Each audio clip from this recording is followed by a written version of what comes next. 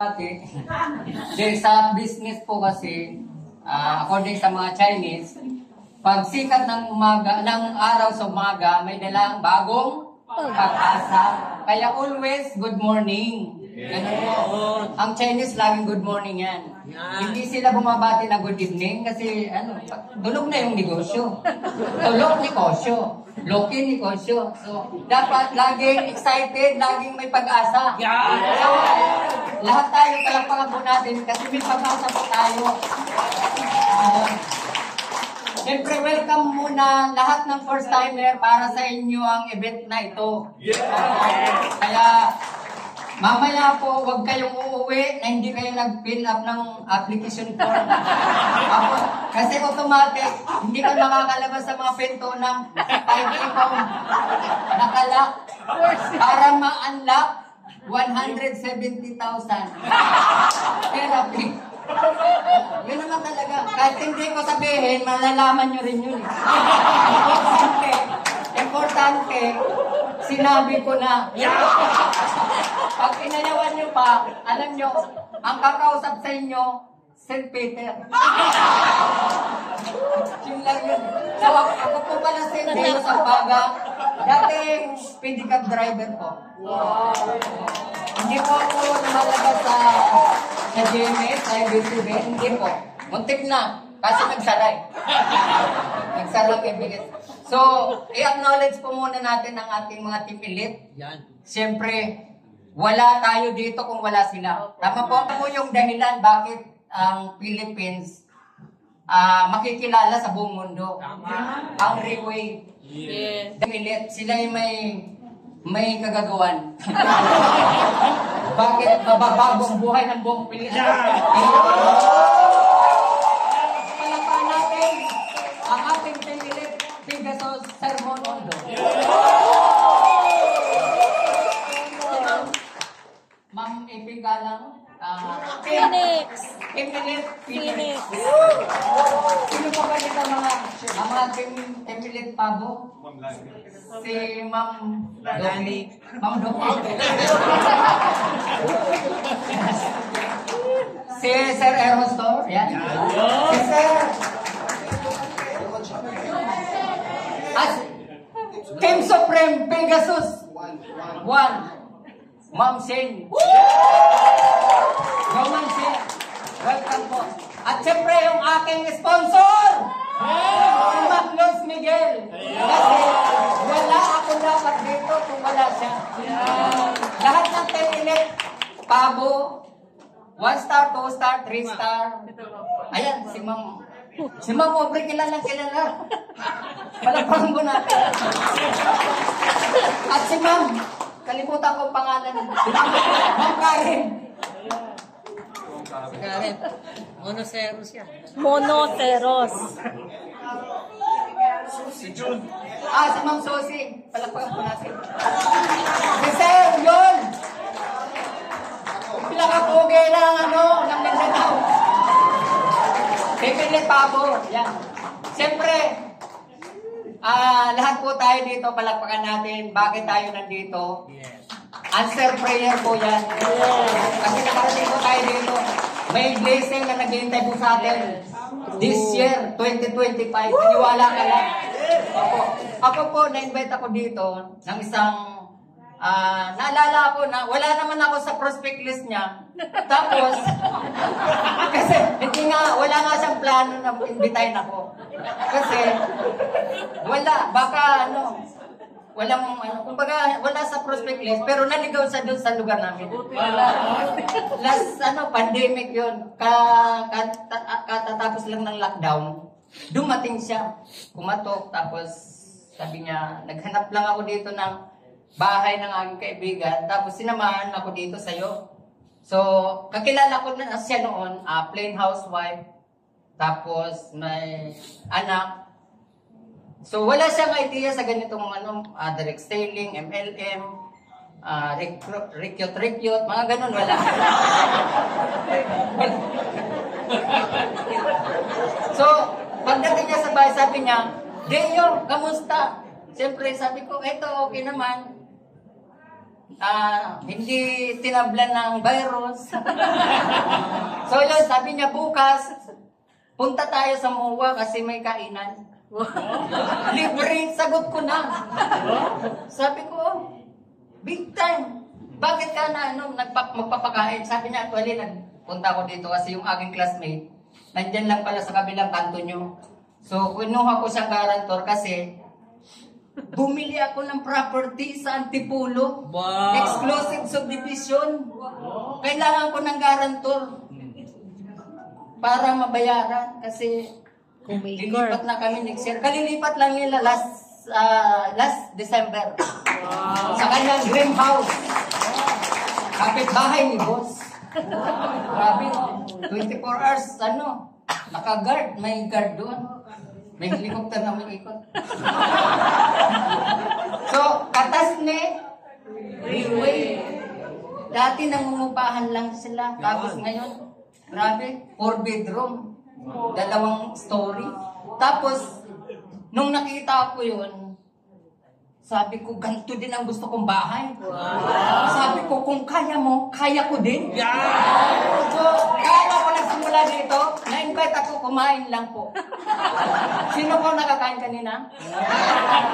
Lahat po? Yung hindi po nakakain, may mga buffet po dyan nakapaligid. Sagot ng sponsor. Wala silang sasabihin, no. Lahat na sasabihin mo, gustuhin mo lang. Sagot na yan, hindi yung sponsor. Mate. So ngayon, nung pagdating namin dito, sabi niya kainan, wala namang mga food dyan. Sabi ko, Riwi, restaurant. May restaurant na Riwi. So, dahil 12 o'clock dyan kami dumating, tapos dumating kami dito.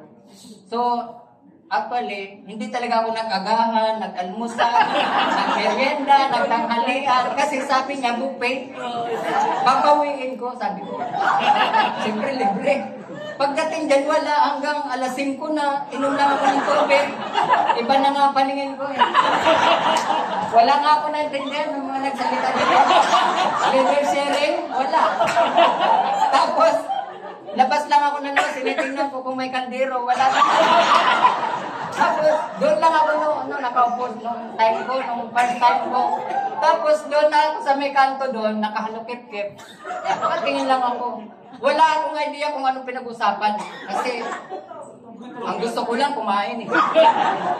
Tapos, nung alas 6 na, may pila, yun, pumila agad ako. Dahil ako ay nakasibilyan, unang-una ako sa pila.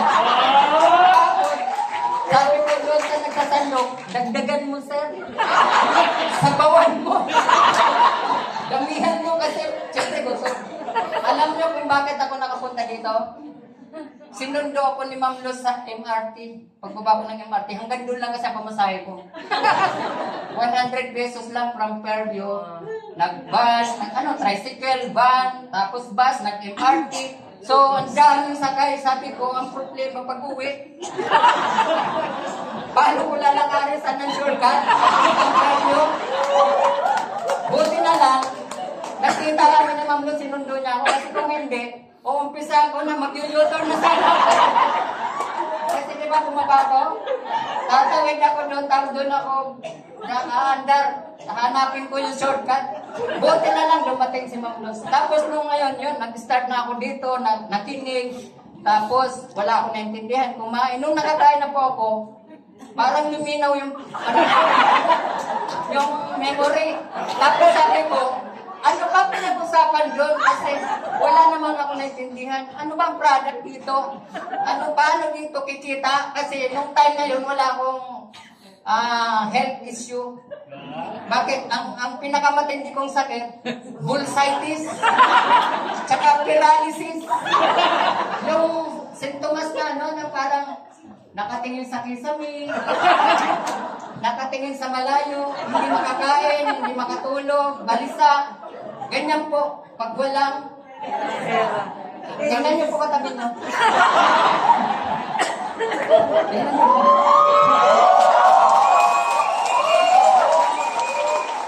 Then, nung bago ko umuwi, siyempre, ang dami kong tanong. Sabi ko, bakit nakaitim sila? Tapos may mga pin-pin dito. Sabi ko, ano yan? Mga hindi ba yan na ano? Yung forest lawn. Engines, ganyan. Sabi niya, hindi, ganyan ang Riway. Naka-attire. Sabi ko, gusto kong ganyan. Kasi bakit? Lagi lang ako naka-t-shirt. Tapos, mga 10 tuwalya nagbabasa sa likod ko. Kasi maghapon ako nagpapadyak ng pedicab sa monumento. Alam niyo ba yung monumento? Sa Serpino, sa monumento sa Caloocan, doon sa Palengke. So, ulilan lubos ako, kaya ako napunta na Manila. Gusto ko mag-aral. Kaso pagdating ko dito, yung mga kapatid ko, ultimo pambili ng bigas, tapos ulam, wala din. Paano ako mag-aral? Tapos nung naka-enroll naman ako sa Malabon, tuwing pumapasok ako, high tide. Yung naligo lang lahat ng classmate ko, high tide na, hanggang dito na. Tapos lahat umihi. Hanggang tuhod lang. Tapos sabi lang, teacher, wala na tayong pasok. So laging ganon. Sabi ko, paano ako matututo dito? Pag natuto ba ako dito, mangingisda ako? So sabi ko, hindi na ako mag-aral. Ako yung kung kayo, yung iba dito nagtapos, ako tinapos ko talaga. Tinapos ko. Sabi ko, marunong lang akong magsulat at magbasa. Pwede na. Ang importante, hindi naman pinag-usapan yung letra. Di ba yung ABCD, hanggang A? Wala sa alphanumeric, sa algorithm yan, 0 lang yan. Alam niyo ang pinaka-the-best na number. Yun yung minister ko lang, yung number. Kaya nag-pedicab driver ako. Araw-araw ako nagbibilang. Pero mo, puro piso-piso. Nakikita ko isang tabo. Paghapon, pag namasada ako ng madaling araw, hanggang alas 10 ng gabi, isang tabo yung aking inuuwi, barya. Magdamag ako nagbibilang. Ng numbers. Kaya yun lang yung hanggang sa napadpad sa kung saan trabaho, tapos napunta nga ako dito. Ngayon, nung nandito na ako, bago ako umuwi, sabi ko ka, Mang Los, paano dito kikita? Yan. Sabi niya, tinignan muna ako ni Ma'am Los, simula ulo hanggang paa. Sabi niya, tapos, parang lumaglag yung mga balikat niya. Kasi nung pumunta sa bahay, hindi ka nga naalok ng tubig kasi wala kaming tubig. Hindi lang mineral. Biskuit, wala. Tapos sabi niya, sigurado ka. Sabi ko, paano kikita dito? Ano ba yung produkto dito? Kasi may tayo doon buti. Sabi niya, ganito lang yan. Yan, porcher, placenta, tapos present niya. Sabi ko, hindi ko kailangan ng product. Tapos sabi niya, magkano? Nung nalaman ko, sabi ko, inisip ko, pamasahe ko nga 100 pesos. Pauwi, wala. Tapos, isang capsule, 450. Sabi ko, paano ako makakabili niya? Pero sabi ko, marami akong i-refer na bibili. Sabi ko, magkano yung pinakamalaking kikitain ko kapag ako nagdala ng tao? Tapos yun, in-explain niya yung complan, yung referral bonus, development bonus, matching bonus. Tapos sabi ko, kinumpute niya, sabi ko, maliit, may mas malaki pa ba yan? Sabi niya, eto, millionaire's account. Kinumpute niya, 7 diamond account yun, nilatag niya. Sabi niya, pag ito nabili mo, automatic, may ROI ka, more or less 200,000. Tapos may product ka na ganito, 49 bottles. Pag binenta, worth 1.2 million. Sabi ko, hindi ako magbibenta. Kasi parang lahat ba ng pedicab driver makakabili?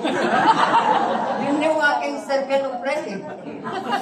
Sabi ko, hindi ako magbibenta. Pero magdadala ako ng kayang bumili. Yan. So yun, pag-uwi ko, kinuha ko yung kinumpute niya. Doon ako interesado sa computation, tapos yung ROI. Tapos yung return of investment. Tapos sabi niya, pag nakuha mo ng ganito, 1 star ka, diamond 1 star, magpa-flight ka sa ibang bansa. Wow. Sabi ko, magbabayad ako, sabi niya, libre. all expenses paid. Sagot ni company, yung hotel accommodation, servitor, lahat ng kakainin mo doon, sagot na lahat yan. Kaya sabi ko, sige, nag-prospect list ako. Naglista lang ako ng siguro mga 100. Tapos, nilipat ko yung mga, classified ko yung aking prospect list. So, galing. ang 100, nilipat ko sa isang papel, pinili ko muna yung mayroong, tapos mayroong authority. May authority, may connection, may oras, tsaka may pangarap. Galing. Kasi malaki ang pangarap ko eh. Sobrang laki ng pangarap ko kasi galit na kami sa hirap. Sino po ba dito nag-enjoy?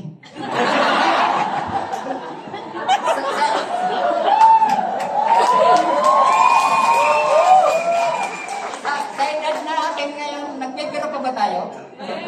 Hindi na, di ba?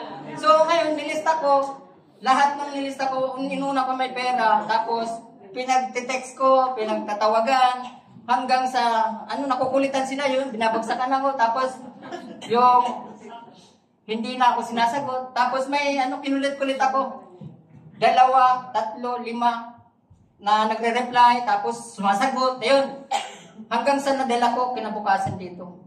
Pinuntahan muna namin sa office, tapos dinala namin dito, kasi nakulitan sa amin. Tapos pagdating dyan, nagutom. Kasi sabi ko, sagot ko ang pagkain. Okay. Pero alam mo, wala akong pambili kahit isang, yung snowbird. Sabi niya, tara, punta tayo. Pagdating dyan, alas 12. Tapos, Biyernes yun eh, kasi kinabukasan, di ba? So, tahimik. Sabi ko, Ma'am Los, alam na this. So, tapos si Ma'am Luz naman, kinontak din ng aming sponsor, si Ma'am Cyril, si Sir Joel. Tapos dumating, sabi ko, yes! Tapos umakyat kami dyan sa Alba. Yan. Sa Alba, sabi ko maganda doon, overlooking, stress-free, habang sumusubo, nagkukwentuhan. Tapos, order kami. Sabi ko, bahala. Order kayo, ako bahala. Tapos, order, nasa 15,000 ang bill. Tapos, yung bill na yun, ginanon ko, pinintahan ko, tapos dumaan sa ilalim ng lamesa. Kung dumaan kay Ma'am Luz, papunta ka Ma'am Cyril, kasi Joel, tapos diretso sa cashier. Bayad. Tapos, sabi ko, dalahin natin sa office, kailangan makita nila yung millionaire's account. So pagdating dyan, sabi, ang ganda ng product mo. Tapos may mga testimony may pinakita. Tapos magkano naman ang dyan, paano kitaan? So doon kami sabi ko wala naman ditong option na iba, kundi millionaires account lang. Ilatag ni Ma'am Luz. So, agad-agad ay nag-purchase ng 3 sets. Wow! Dapat kinabukasan, bumili ulit ng 3 sets. Wow! Kasi hindi pwedeng i-encode yung more than 4. Kasi maraming waiting si upline. Remember, flashing. So, tatlo-tatlo lang ang encode. Pero ang good news, wala akong account. Kasi hindi ko afford nga yung isang capsule. Sabi ko, good news to. Hindi pa ako na-encode. Sabi ko, Ma'am Luz, paano ang gagawin natin? Tapos sabi ko doon sa investor, Ma'am, actually, ka-attend ko lang kahapon. Paano kayo ma-encode? Hindi talaga kayo ma-encode kahit magkano bilhin nyo, kahit ubusin nyo ang stock room dito. Hindi kayo ma-encode kasi hindi pa ako na-encode. Wala kayo pag-produktuhan, hindi pwedeng inauto sa akin. Sabi niya, sige, walang kung bahala. I-encode kita ng silver. Tapos, sabi ko, sige ma'am, i-encode niyo ako ng silver, ibalik ko sa product. So, in-encode ako ng silver, in-encode yung 3 accounts. Tapos, kinabukasan pagbalik nila, i-encode ulit yung 3. May dinala din akong retired na dating director ng Napukor. Yan. Tapos, nagka-travel lang siya. Tapos, may vertigo siya. Nung pinainom ko kagad, kasi wala akong product, sabi ko, Ma'am Luz, may product ka dyan. Sabi niya, meron. Actually, di akin to. Akin nabuksan ko. Pinainom ko. Nung pinainom ko, 2 capsule in just 3 minutes. Wow. Sabi niya, ang ganda ng product niyo. Kasi ang tagal ko nang may vertigo, ngayon lang ako nakaramdam ng ganito. Yan. Sabi niya, saan ako, guys? Dinala ulit sa amin dito. Bumili din agad on the spot ng 3 sets, tapos kinabukasan 3 sets. 2 araw lang, at 3 araw. Diba, bago iningkod dito, Oh. iningkod ko muna yung isang account na Diamond. Diba, bumili siya ng 3. Ginamit ko isa, 2 muna. Kinabukasan, nag-ingkod ulit siya ng 3. Pumasok yung W, tinagdag ko. Complete yung 3 days, Diamond 1 star. Sabi ko, paano ko nagawa? Kasi ginusto ko lang. Kasi wala akong pwedeng tanungan na kaya ko ba ang Riway? Nakita ko lang, sabi ko, may mga nakatungkod nga doon, kaya eh. May naka-wheelchair nga doon, kaya. Sabi ko, kaya ko din. Kasi mas malakas nga ako pumadyak eh. Kung takbuhan nga, kaya ko takbuhan hanggang Fairview. O sino nalaman? So, ibig sabihin, kaya ko kasi nagawa nila. Sino pa si Sir mo? Nag-template. Pegasus. Tama. Superman ba si Sir mo? Diba, 2 lang din ang mata niya. Hindi siya. 2 kamay. Tapos, nagawa niya. Yan. Kaya din natin, tama po? No. Ang good news, in just 3 days, nag-qualify ako ng free travel, chartered flight. Ang good news, requirements, magpa-book, booster. Nagpa-booster ako. Good news. Nagkaroon ako ng aneurysm, mild aneurysm. Eto, actually, hindi na din pinapakita kasi bawal na. Pero ito, pagpakita ko lang sa inyo, sekreto lang to. Kasi pag pinakita dito, baka masilip ng mga pharmaceutical. Bawal. Ito, namaga ko yung mukha ko. Yung trigeminal neuralgia or mild aneurysm. Namaga daw yung aking ugat na kasinlaki ng straw ng soft drinks, naging kasinlaki na ng benching ko. Tapos, kunti na lang, puputok na. Pag lumaki daw ng kasing laki ng 30 centavos. Kaso walang 30 centavos na buhay. Buti na lang.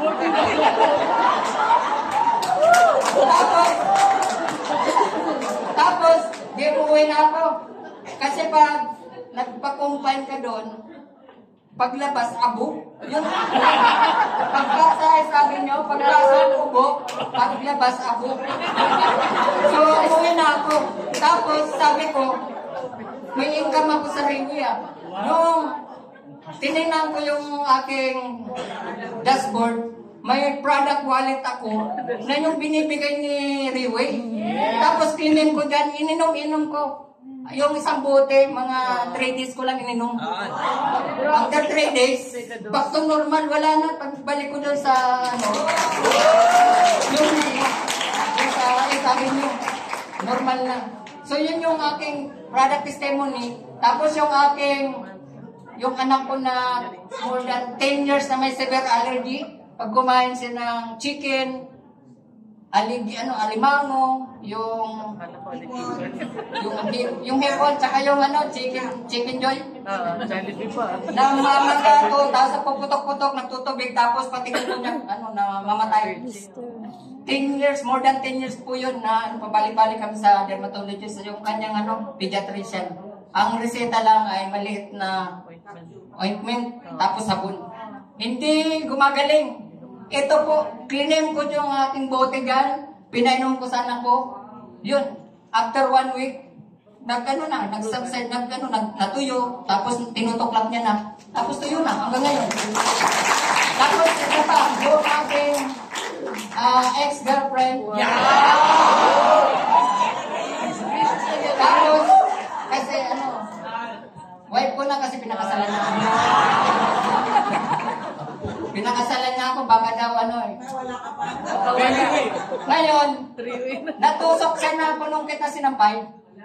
Kasi nagpagpag siya ng saya kasi hindi ako nisa siya. Madaling araw. Nakasabit yung panong kita sinampay. Pagpagpag niya, tumalsik.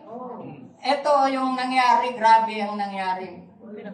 Sa clinic lang kami pumunta, pero grabe ang ano niya, tumutulo ang dugo sa mata niya.